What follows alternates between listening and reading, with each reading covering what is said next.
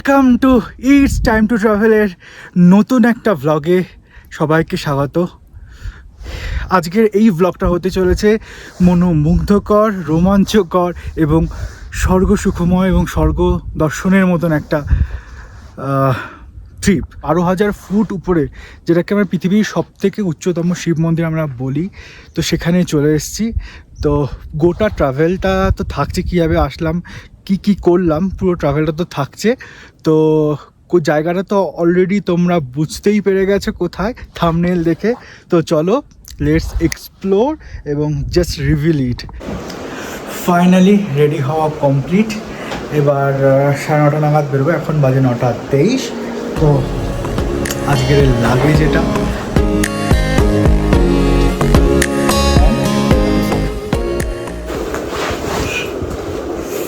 এবারও প্রচুর লাগেজ হয়েছে, যেহেতু কেদারনাথের মতন অতটাও হাঁটা নয় এবারে, তো সেই কারণে লাগেজ একটু হয়েছে। কারণ ঘুরতে গেলে একটু লাগেজ হবে না তাহলে কি হয়। আর দুজনকে পিক আপ করার আছে, তো দেখা হয়ে যাবে সবার সাথে। তো চলো, লেটস গো। গাড়িতে বেরিয়ে পড়েছি, এখন রাস্তায় আছি। বাইরের ওয়েদারের অবস্থা ভীষণ খারাপ। ওখানে গিয়ে কি পাবো কে জানে, দেখা যাক কি হয়। এখন দুজনকে পিক আপ করার আছে, দুজনকে তুলবো। এগিয়ে যাই, পৌঁছাই, গিয়ে তাদেরকে তুলি, তারপর আবার দেখা হচ্ছে কারা কারা করছে।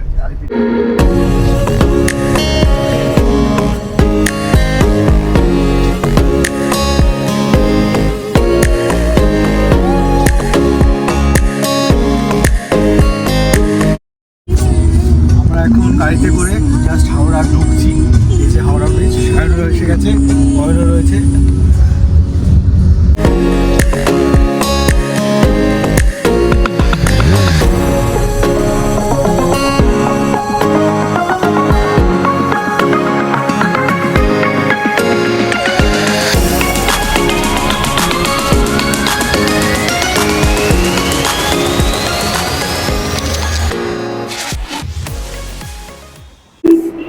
আমরা এখন হাওড়া ঢুকে গেছি। 11 নম্বর প্ল্যাটফর্ম থেকে আমাদের কুম্ভ এক্সপ্রেস ছাড়বে। সায়নও চলে এসছে, হ্যাঁ দাঁড়িয়ে আছে, বাকিরা এখনও আসবে। বাকি এখনও 5 জন বাকি আছে। তো আসুন, সবার সাথে দেখা হবে। আর ওয়েদারের অবস্থা খুব খারাপ, রাস্তাঘাটে প্রচুর বৃষ্টি। ওখানে কি ওয়েদার পাবো ভগবান জানে। পৌঁছাই আগে, তারপর দেখা যাবে। ওয়েদার ম্যাপে তো ঠিকঠাকই দেখাচ্ছে, আশা করছি ভালো পেয়ে যাবো। যদি ভালো পেয়ে যায় তো কোনো কথাই নেই, শোনায় সোহাগা হয়ে যাবে। তো চলো, বেশি বড় করব না, শর্ট করে ভিডিওটা শেষ করবো। তো বাকিরা আসুক, তারপর বাকিটা হবে। আমাদের সবাই অলমোস্ট চলে এসছে। তো এই হলো আমাদের লাগেজ। বিহারি লাগেজ, এদিকে সুমন্টিকাদা, এদিকে বিকি, এদিকে অয়ন, আর পরিচ্ছেলে হারিয়ে গেছে, না পরিচ্ছেলে হয়েছে।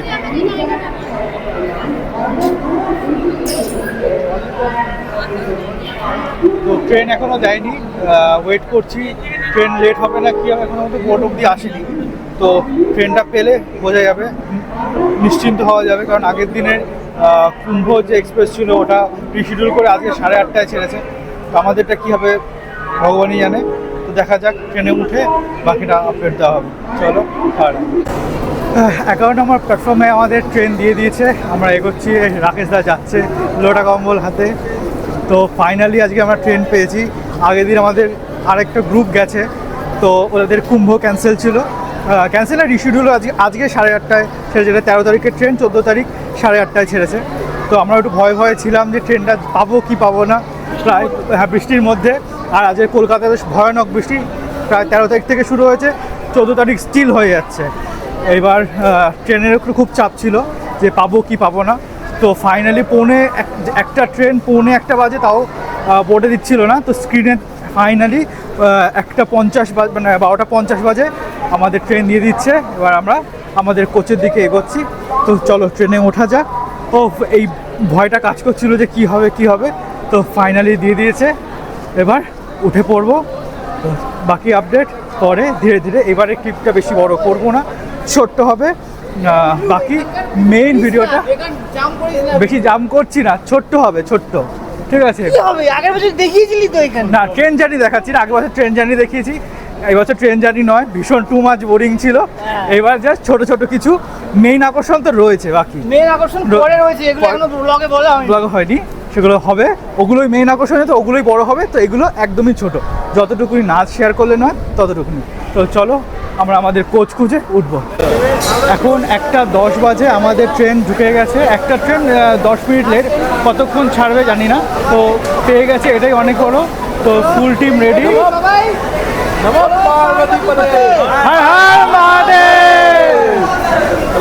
তো চলো ফুল জোশ নিয়ে ফাইনালি উঠছি। তো ওঠা যাক, স্টে টিউন।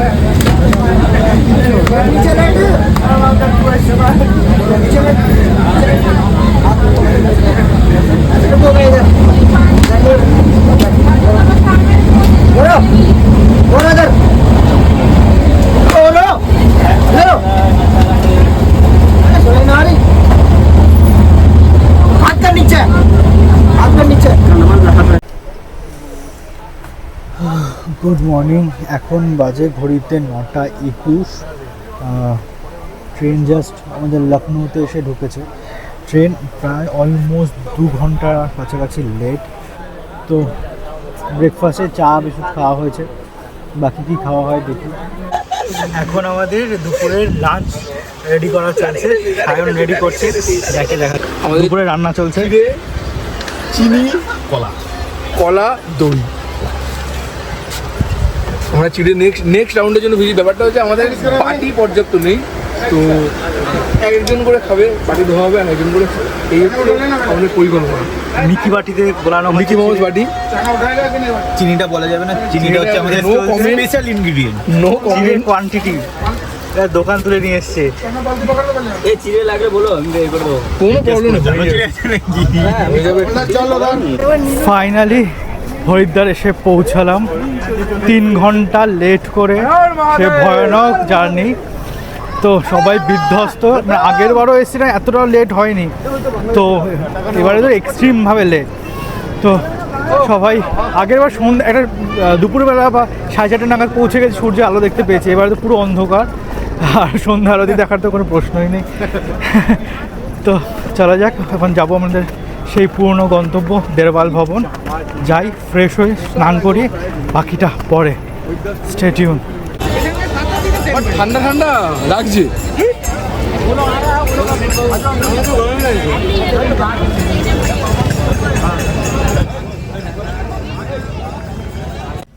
ফাইনালি 1 বছর প্রায় 9 দিন বাদে আমরা আবার হরিদ্বারে। আগের বছর কেদারনাথ ট্রিপের জন্য আমরা এসেছিলাম, তো ভাবিনি আবার নেক্সট বছর, মানে এই বছরে 2023 ছিল, 2024-এ যে আবার হরিদ্বারে এসে আবার একটা ট্রিপ প্ল্যান হবে, এটা একদমই ভাবিনি।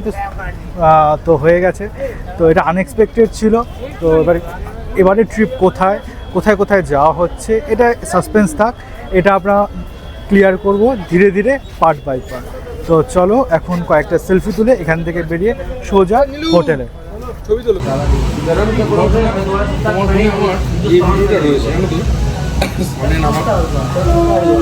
ফাইনালি চলে এসেছি আমাদের সেই আগের বারে সেম গন্তব্যস্থান দেরওয়াল ভবন। এই প্লেসটার মধ্যে একটা আলাদাই পিস রয়েছে। এখানে একটা মন্দির, সামনে হনুমানজির মন্দির, একটা বড় স্ট্যাচু, চলো দেখাই। এখানে পুজো চলছে মোস্ট প্রবাবলি।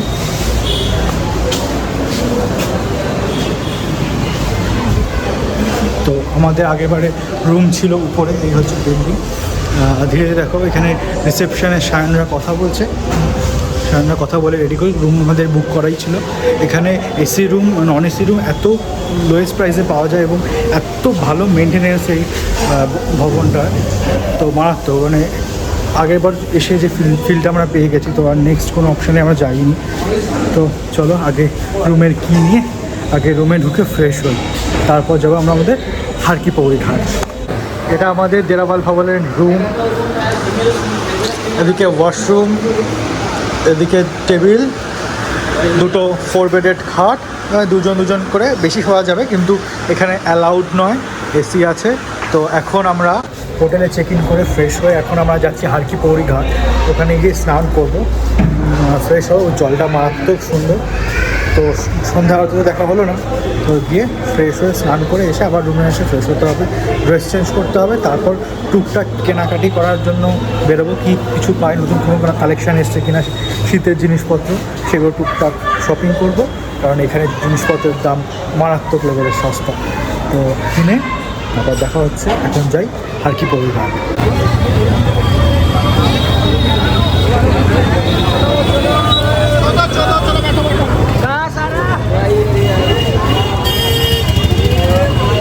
এখন আমরা হারকি পৌরি ঘাটে এসেছি, এবার এখানে স্নান করব। ভিড়টা এখানে একটু কম, বাইরে মার্কেটে প্রচুর ভিড়, সবাই এখানে। গঙ্গার স্রোত মনে হয় ভালো আছে, আর আগের বারের তুলনায় এবারে ঠান্ডাটা একটু বেশি, হাওয়াটা বেশ ঠান্ডা লাগছে। তো এখানে কাউন্টারে জুতো রেখে দিয়েছি। তো আগের বার বাইরে রেখেছিলাম, তাহলে সিকিউরিটি পারপাসের জন্য ভয় লাগছিল যে কী হবে না হবে। তো এবারে কাউন্টার রয়েছে, কাউন্টারে রেখে দেবেন, কোনো অসুবিধা নেই। তো তখন ব্যাকগ্রাউন্ডটা দেখাই হারকি পৌরি ঘাটের ব্যাকগ্রাউন্ড।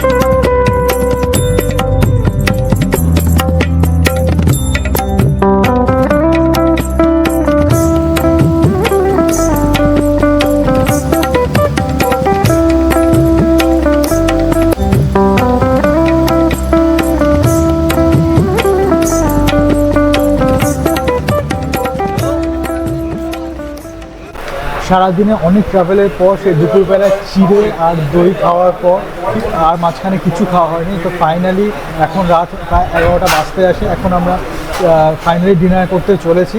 তো চলেছে এটা হোটেলে বেশ ভালো, 150 টাকা করে থালি নিল। থালিটা জাস্ট মারাত্মক সুন্দর, ব্যাক ক্যামেরায় দেখাচ্ছি। তো সবাই খেতে ব্যস্ত, খাচ্ছে, কেউ আর খিদে সামলাতে পারছে না।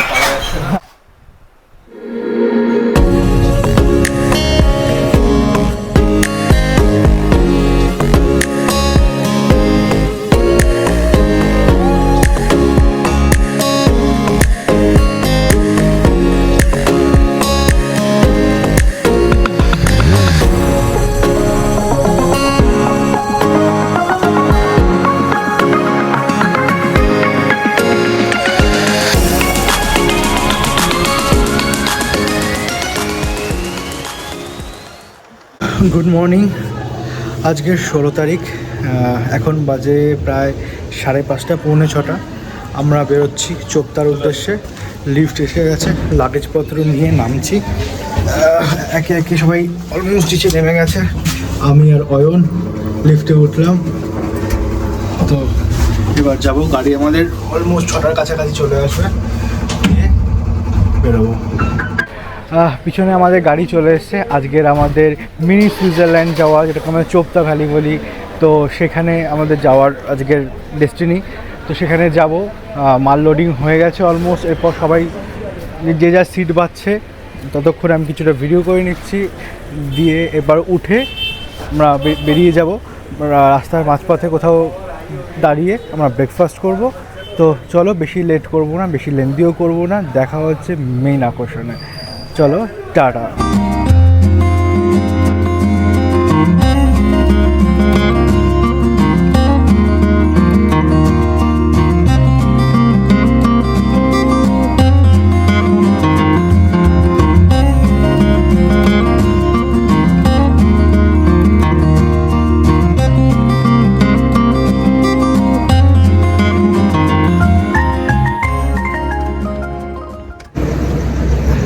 আমরা ঋষিকেশ থেকে একটু এগিয়ে দাঁড়িয়ে একটা সুন্দর চায়ের দোকান দেখে দাঁড়িয়েছি, চা খাবো। এই ঠান্ডা, হালকা হালকা ঠান্ডা অলরেডি শুরু হয়ে গেছে। তো এখানে সবাই একটু রিল্যাক্স মুডে রয়েছে, পিছনে পাহাড়ের রেঞ্জ দেখা যাচ্ছে।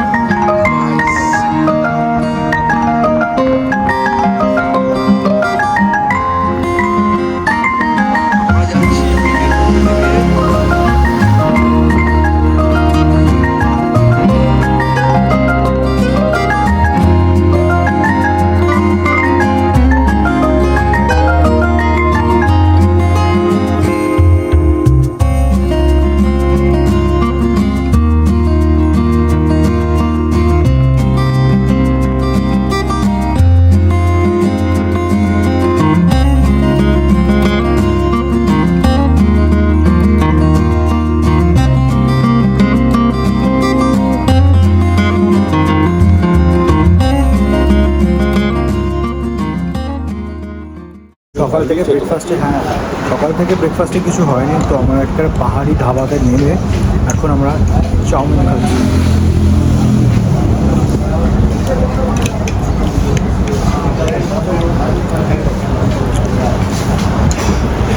এক বছর আগে এখানে আমরা খেয়েছিলাম, আবার রিউনিয়ন ছিল ফেরার সময়। হ্যাঁ, আর এবার যাওয়ার সময় খাচ্ছি। আমরা আস্তে আস্তে কোন থেকে দুটো রাস্তা ভাগ হয়ে যায়, একটা উখিমঠের দিকে আর একটা কেদারনাথের দিকে। তো আমরা উখিমঠের রাস্তা ধরে উখিমঠের এখানে যে মন্দির রয়েছে ওমকারেশ্বর মন্দির, ওখানে যাচ্ছি।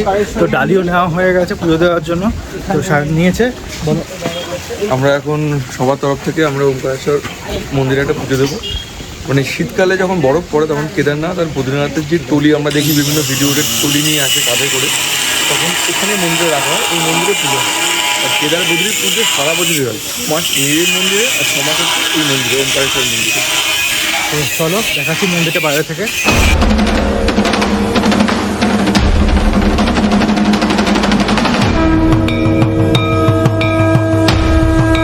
মন্দিরের ভিতরে বাইরে কনস্ট্রাকশনের কাজ হচ্ছে, দেখাচ্ছি মন্দিরটা।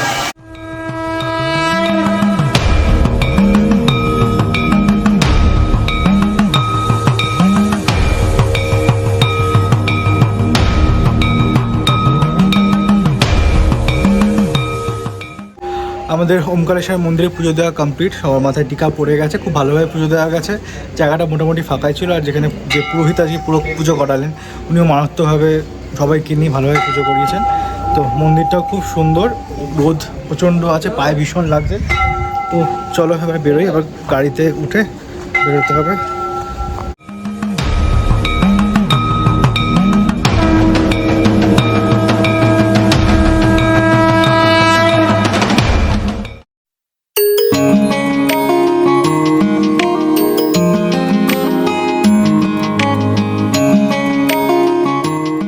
ফাইনালি আমরা হরিদ্বার থেকে চোপতা চলে এসেছি। এই সেই জায়গা যেখান থেকে আমরা তুঙ্গনাথ মন্দির আর চন্দ্রশিলা যাব। তো এখন এখানে গাড়ি থেকে জাস্ট নামলাম, মারাত্মক রোদ, কিন্তু তার মধ্যে একটা হালকা হালকা ঠান্ডা ঠান্ডা ব্যাপার আছে। তো একটু রেস্ট নিয়ে কিছু খেয়ে নিয়ে তারপর আমরা হেঁটে উঠবো, মন্দিরের আশেপাশে একটা কোথাও স্টে করব। তারপর কালকে শুরু হবে আমাদের ফাইনাল চন্দ্রশিলা ট্রেক। এখানে প্রচুর দোকানপাট আছে, খাওয়ার দোকান। তো খাওয়ার নিয়ে কোনো অসুবিধাও নেই, এবং শেয়ার গাড়িও আছে এখান থেকে ব্যাক করার জন্য, তোমরা গাড়িও পেয়ে যাবে।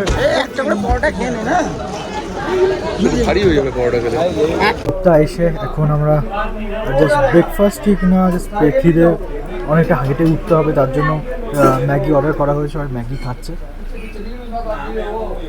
তো প্রায় 4-4.5 কিলোমিটার হাঁটতে হবে, তো কিছুটা খেয়ে উঠতে হবে, না হলে হাঁটা যাবে না। কারণ সকাল থেকে সে ব্রেকফাস্ট হেভি কিছু খাওয়া হয়নি, আর এখন তো বাজে 3:25, তো লাঞ্চের টাইম হয়ে গেছে। তো এটা লাঞ্চ করলেও হবে না, উঠতে পারবো না, তো ম্যাগি দিয়ে খিদে মেটানো হচ্ছে। এখানে নেটওয়ার্কের অবস্থা খুবই খারাপ, নেই বললেই চলে, মাঝে মাঝে আসছে চলে যাচ্ছে। উপরে কি নেটওয়ার্ক পাওয়া যাবে কিনা ভগবান জানে, দেখা যাক, পেলে তো ভালো, নাহলে গেল। তো চলো ম্যাগিটা শেষ করে ট্রেক করা শুরু করতে হবে। গাড়ি থেকে লাগেজগুলো নিয়ে রেডি করে এখন ট্রেক শুরু হবে। আমরা মন্দিরের কাছাকাছি গিয়ে থাকবো, আজকে নাইটটা স্টে করবো, যাতে কালকে সকাল সকাল আমরা চন্দ্রশিলা পিক পয়েন্ট যেতে পারি, আর সকাল সকাল পুজো দিয়ে এবং তাড়াতাড়ি নামতে পারি। তো এটাই হচ্ছে আমাদের মেন কনসার্ন। তো সেই কারণে আর কি আজকেরই আমরা চোপতা পৌঁছে আজকেরই আমরা তুঙ্গনাথের মন্দির চত্বরে পৌঁছে যাবো। তো সবাই লাগেজ নিয়ে নিচ্ছে টুকটাক, এতক্ষণ গরম ছিল, এবার ঠান্ডা ঠান্ডা শুরু হচ্ছে, তো সেই জন্য ঠান্ডার জিনিসপত্র নিয়ে সবাই প্যাকিং রেডি করছে। এরপর জাস্ট এখান থেকে আমরা লাঠি নেব, ট্রেকিংয়ের লাঠি, আর যদি রেইনকোট নিতে হয়, তো যদি ওয়েদার খারাপ হয়ে যায়, তো আপাতত ওয়েদার একদমই ক্লিয়ার আছে, তো যদি খারাপ হয়ে যায় তো তার জন্য বাই সেফটির জন্য একটা রেইনকোট নিয়ে যেতে হবে, নিয়ে তারপর শুরু হবে হাঁটা। মোস্ট প্রবাবলি 4 থেকে 4.5 ঘন্টা লাগবে উঠতে। এখন বাজে ঘড়িতে 3:55, অলমোস্ট 4টে হাঁটা শুরু করতে পারি, 4:10 হয়ে যাবে। কলকাতার ওদিকে যা অবস্থা, 4 দিন ধরে টানা নিম্নচাপ চলছে, বৃষ্টি হয়েই যাচ্ছে কন্টিনিউয়াস। এবার আমাদের যেই কারণে আগের বছর কেদারনাথে এটা বৃষ্টির ওয়েদার পেয়েছিলাম, মনসুন ছিল, তো এবার জন্য 1 সপ্তাহ ডিলে করে আমরা এইবারে এসেছি। তো দেখা যাক উপরে চন্দ্রশিলা পিক পয়েন্টে গিয়ে, মন্দিরে গিয়ে কি ভিউ পাওয়া যায় এবং কেমন ওয়েদার থাকে। ফাইনালি শুরু হয়ে গেল আমাদের তুঙ্গনাথ ট্রেক, যেটা 500 মিটারও হয়নি, কুত্তার মতন হাঁপাতে হচ্ছে। হ্যাঁ, বেশি নেই, যেইটুকুনি দরকার সেইটুকুনি আছে, এতে কম হলে আর ঘুরতে আসে কি মানে।